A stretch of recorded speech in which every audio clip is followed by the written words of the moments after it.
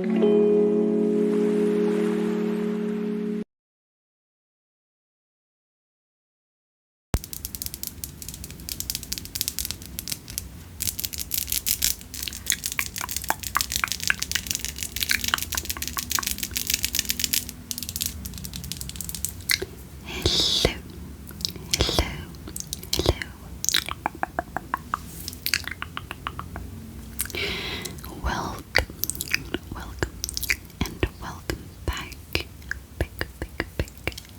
my ASMR channel.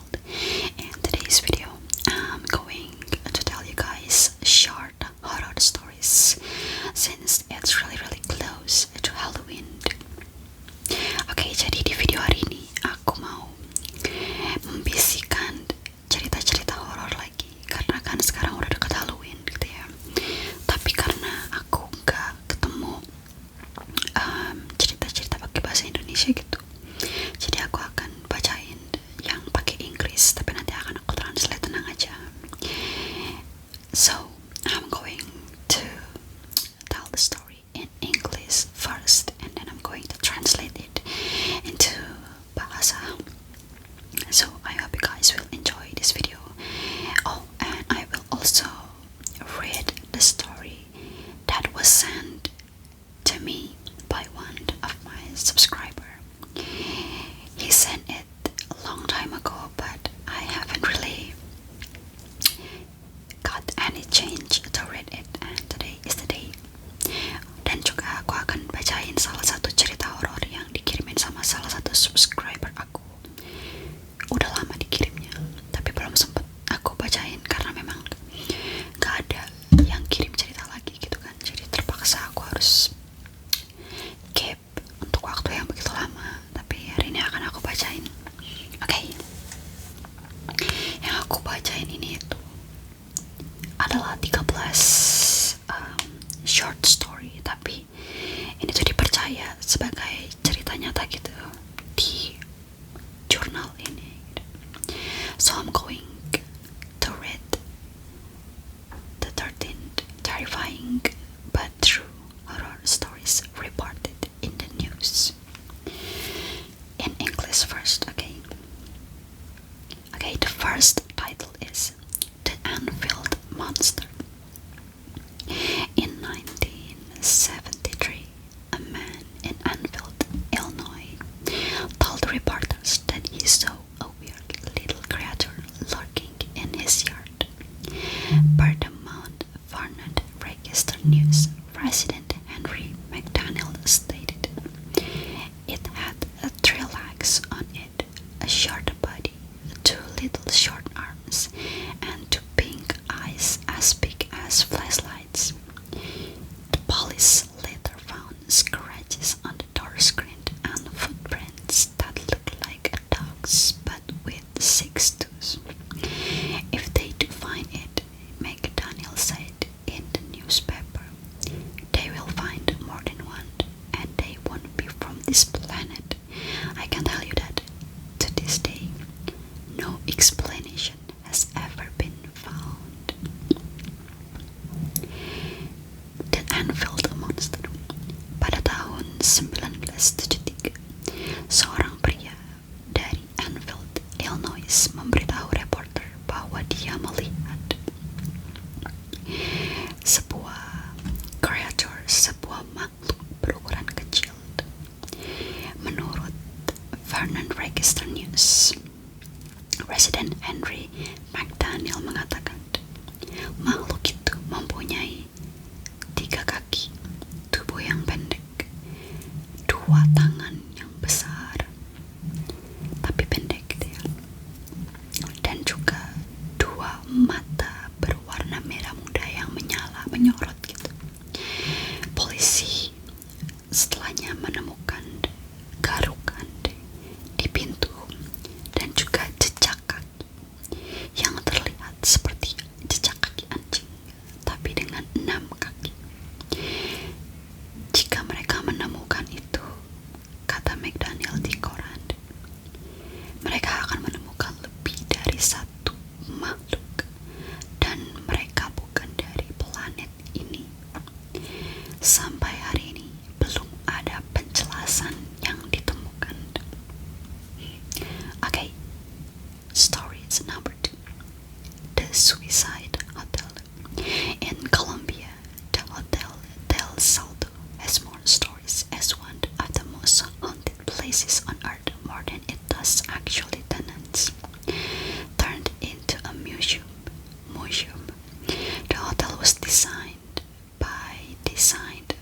architect Carlos Arturo Tapias back in 1923, overlooking the Tequendama Falls.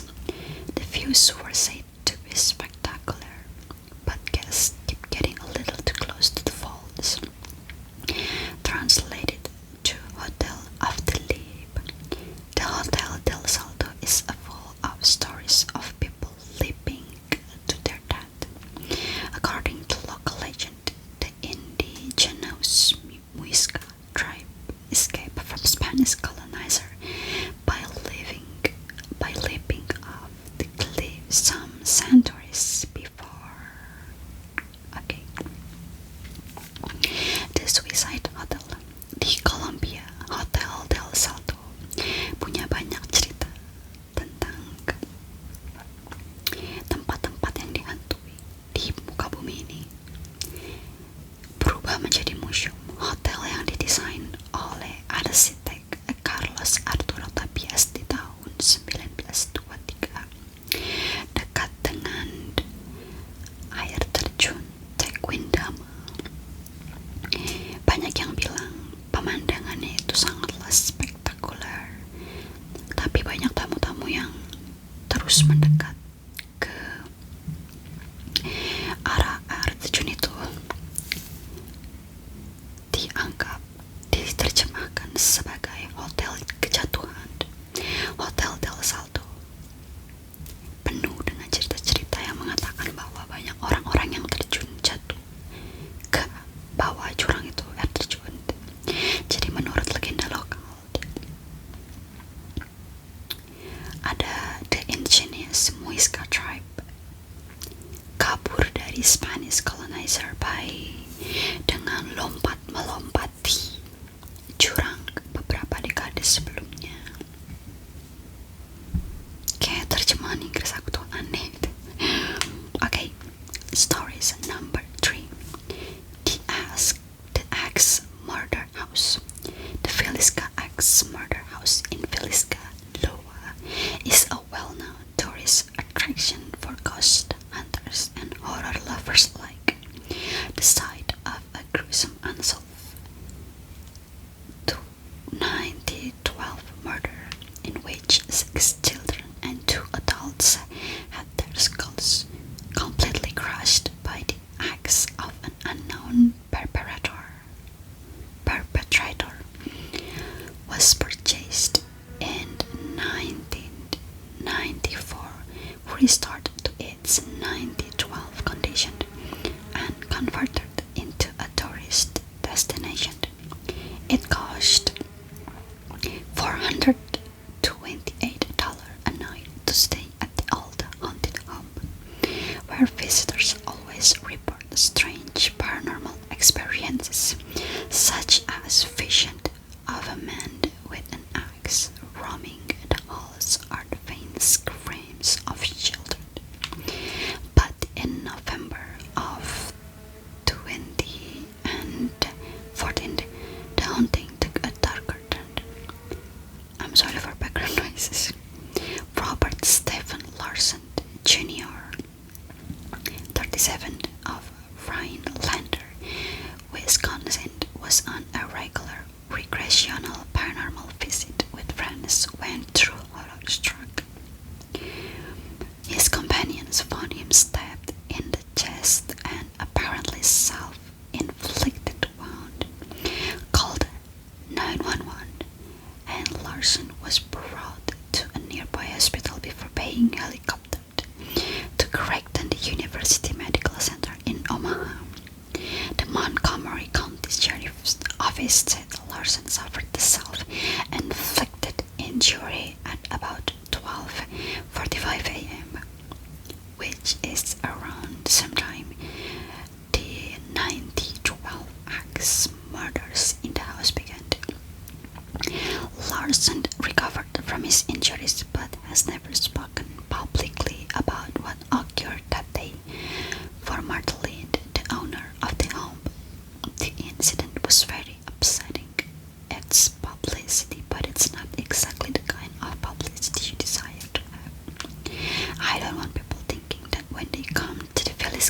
Axe murder house. Something is going to happen that's going to make them do something like that. The house remains open for tourist visits and overnight stays today. Okay, I'm going to translate it. Aku mau terjemahin. Tunggu bentar ya. Mana tadi? Harus naik lagi dulu. Okay, the Axe murder house. Okay, the Axe murder house di Villisca, Iowa, terkenal sebagai tempat turis untuk ghost hunter dan juga pencinta horror story. Tempat yang bekas terjadi pembunuhan yang tidak terselesaikan di tahun 1912, di mana 6 anak-anak dan 2 orang dewasa ditemukan dengan tengkorak mereka yang hancur, benar-benar hancur karena sebuah kapak, dan dengan pembunuhnya itu tidak diketahui. Oke. Jadi tempat itu dibeli di tahun 1994 dan diperbaiki. Terus kondisinya dibalikin lagi seperti sama dengan tahun 1912. Jadi ada orang yang beli tempat itu di tahun 1994, direnovasi jadi tempat yang sama dengan pembunuhan itu yang terjadi di tahun 1912 ya, dan dijadikan tempat-tempat turis, jadi kayak tourist destination gitu. Mereka memberikan biaya $428 semalam untuk tinggal di dalam rumah berhantu itu, di mana banyak pengunjung yang mengatakan bahwa di tempat itu banyak terjadi paranormal experience. Jadi kayak mereka dapat gambaran, mereka lihat pria bawa kapak yang berlarian di sepanjang koridor sembari teriak-teriak gitu, dan juga ada teriakan anak-anak kecil, teriakan panik dan ketakutan gitu. Oke, tapi di bulan November tahun 2014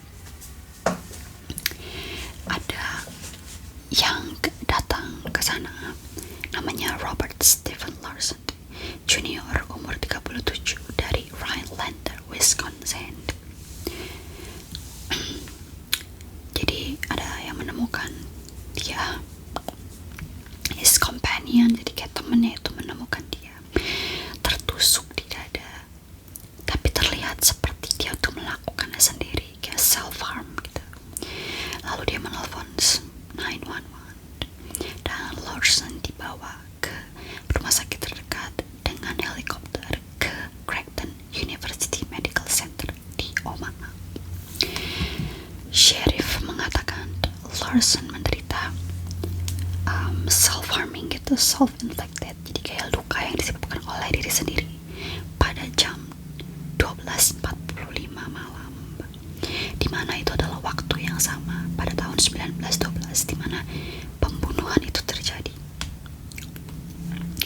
Larson pada akhirnya sembuh, tapi dia menolak untuk memberitahu publik apa yang sebenarnya terjadi pada hari itu. Martha Lim, pemilik rumah itu, benar-benar kayak dia tuh upset gitu, karena maksudnya udah digembar-gemborkan gitu berita si Larson yang tertusuk ini kan. Jadinya itu dia tuh gak kepengen aja banyak orang yang berpikir kalau terjadi sesuatu di dalam rumah itu gitu. Tapi sampai saat ini rumah tersebut masih dibuka untuk turis dan juga untuk nginep semalam. Okay.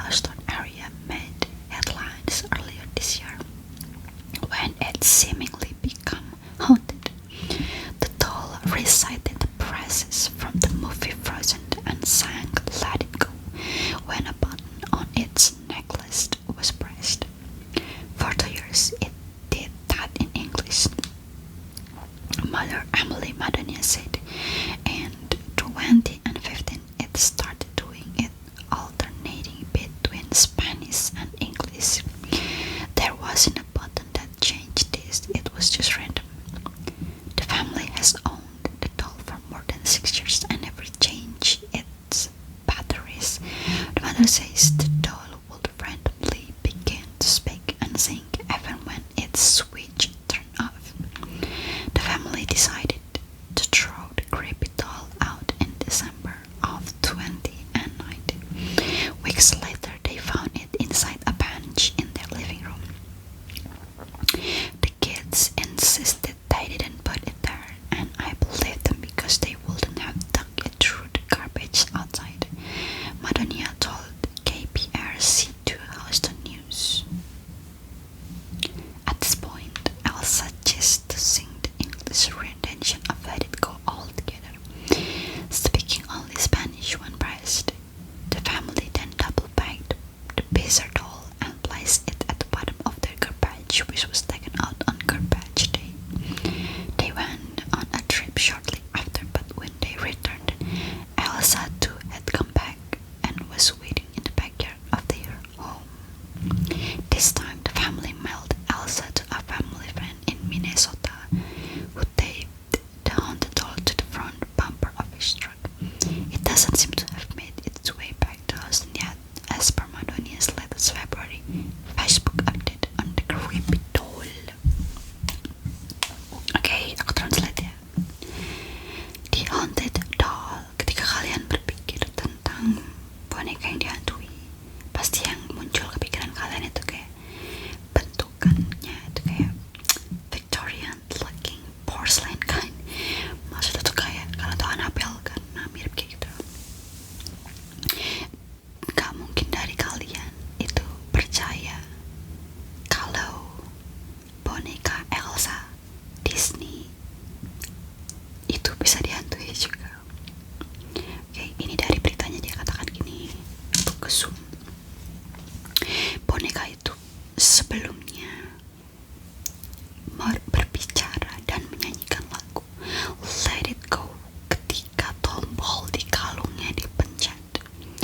Selama 2 tahun dia mengucapkan itu dalam bahasa Inggris, kata Ibu Emily Madonia.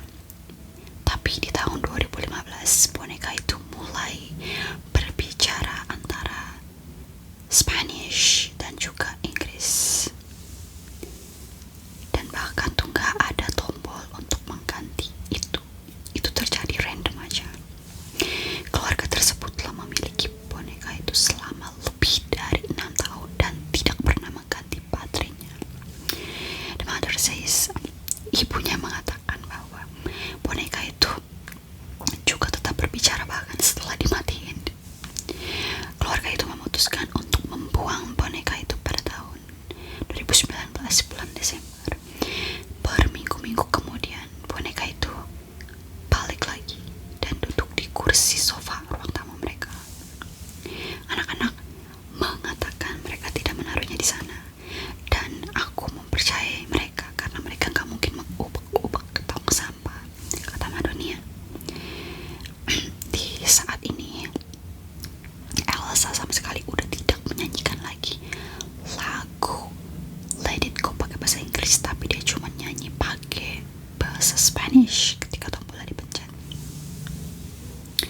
Akhirnya keluarga itu membuang lagi boneka tersebut, ditaruh di bagian paling bawah tempat sampah mereka, dan mereka pergi berlibur. Tapi ketika mereka kembali, Elsa udah menunggu mereka di taman belakang rumah mereka. Kali ini keluarga tersebut mengirim boneka ke keluarga teman mereka di daerah Minnesota, yang akhirnya mensolati Elsa di depan truk mereka. Dan boneka itu masih belum kembali ke Houston, kata Madonia di bulan Februari. Jadi di update di Facebooknya gitu. Serem ya. Oke, aku mau langsung bacain yang ini aja. Salah satu subscriber kirim ke aku ya. Tunggu sebentar, aku lagi cari karena udah jauh kan. Oh iya, buat kalian yang mau kirim video ASMR masih bisa aku terima ya, karena aku kurang banyak banget nih videonya. Bener-bener butuh banyak gitu loh, biar bisa bikin panjangan dikit kan. Oke, udah bacain deh. Oke, ini dikirim sama Yuda. Yuda, makasih ya udah kirimin aku. Oke, cerita ini berawal dari kegiatan jambore dari sekolah sewaktu SMK pas anak kelas 3 melaksanakan UN di tahun 2019. Karena anak kelas 3 sedang UN, jadi yang tadinya kegiatan pramuka dilakukan di sekolah diubah menjadi jambore yang berlatar di daerah Cibodas, Bogor. Awal berangkat tidak ada masalah apapun, santai seperti biasa, tertawa, bercanda. Tapi pas baru turun dari bus dan langsung lihat pintu masuk perkemahannya, membuat feeling gak jelas. Akhirnya mencoba dibawa santai aja, namanya juga kemah, kalau tegang gak seru. Akhirnya masuklah untuk melakukan upacara pembukaan dan sekalian pemeriksaan, karena takut ada murid yang bawa rokok ataupun miras. Oke, dan di sini aku sebagai bantara organisasi pramuka yang membantu guru pembina untuk melaksanakan jambore ini. Setelah selesai melakukan pemeriksaan, aku dan bantara yang lain menemukan rokok yang dibawa para siswa untuk disita, dan akhirnya lanjut masuk lebih dalam lagi buat ke spot perkemahannya. Sampainya di spot, akhirnya proses pembangunan tenda untuk siswa dan para guru itu di atas, dan bantara buat bangun tendanya agak ke bawah karena lebih dekat dengan sungai. Dan pas pembangunan tenda itu, aku merasa seperti ada yang merhatiin kami dengan asing. Dan benar, saat aku melihat satu pohon besar, aku melihat ada satu sosok, tapi kurang jelas mukanya karena mata aku minus, yang sedang melihat ke arah kita saat sedang membangun tenda. Cuman karena aku bukan warga di situ, ya udah aku cuek aja. Mungkin itu orang lagi cari sesuatu di dalam hutan kan. Dan setelah pembangunan tenda selesai, para siswa dan guru akhirnya melaksanakan makan siang, dan gak terjadi apa-apa. Pada saat itu masih santai sambil menikmati hujan. Setelah makan siang, kami para bantara dan guru melakukan rapat untuk membuat pos laporan, karena pramuka biasanya ada kegiatan yang harus dilakukan, yang harus pergi ke pos 1, 2, 3 untuk buat laporan, dan dibuat di 6 pos, berarti posnya ada 6 ya. Cuman tugas aku di sini dan 2 bantara lainnya adalah memasang tali pembatas rute agar para siswa tidak kesasar masuk ke dalam hutan. Akhirnya kami masuk duluan untuk memasang tali. Nah, ketika sampai di pos 3, pos 1 dan pos 2 aman. Temanku tiba-tiba kakinya berasa gak enak, dan pas diperiksa ada 4 lintah yang hinggap di kakinya karena kita juga gak pakai sandal. Lalu lintah itu dicabut paksa sama temanku, dan pas aku lihat itu ada lagi sosok yang ngeliat mereka, ada lagi sosok yang ngeliat kami ketika bangun tenda itu sambil senyum gak jelas. Oke, karena creepy, aku mengajak 2 teman itu untuk segera pergi dari sana. Singkat cerita, sampailah malam dimana waktunya pelaksanaan upacara api unggun. Dan pelaksanaan upacara api unggun itu, aku melihat lagi sosok yang aku lihat 2 kali, tapi kali ini deket banget. Aku melihat di balik tenda para siswi, dan karena aku gak mau lihat, akhirnya aku mencoba untuk cuek. Setelah pelaksanaan upacara api unggun, setelah selesai, akhirnya para siswa disuruh untuk tidur karena besok kita harus balik pagi kan. Cuman anak bantara ini yang ada yang pala batu gak mau langsung tidur. Jadi karena tenda kami berada di paling bawah dekat sungai, nah kalau itu guru gak bisa melihat. Yang lain emang udah di dalam tenda, tapi cuma kami bertiga yang gak masuk, masih di luar sambil ngobrol dan main gitar. Dan posisinya di sini aku sendirian yang menghadap sungai, yang 2 tadi menghadap ke tenda. Pas aku melihat ke arah sungai yang ada di belakang mereka, aku melihat seperti ada yang ngintip dari bawah sungai, kepalanya naik turun gitu di balik rumputan. Oke, karena aku takut, aku ngajak 2 orang ini untuk cabut merokok. Oke, nah ini adalah kesalahan yang aku buat. Aku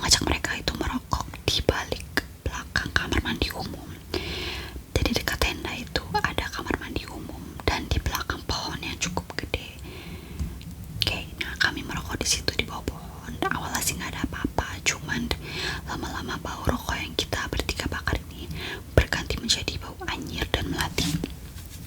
Oke, gue udah mulai takut nih. Oke. Serem. Oke. Pas temen aku nggak sengaja melihat ke atas pohon, dia melihat sosok cewek baju merah, rambut kering berantakan, giginya bertaring, lidah menculur keluar sampai dagu, mata dan hidungnya ngeluarin darah. Dan posisinya itu dia duduk di pohon sambil gendong anak sambil mainin kakinya. Oke, saya merinding guys. Oke, aku nggak mau lanjut, aku takut. Oke, cukup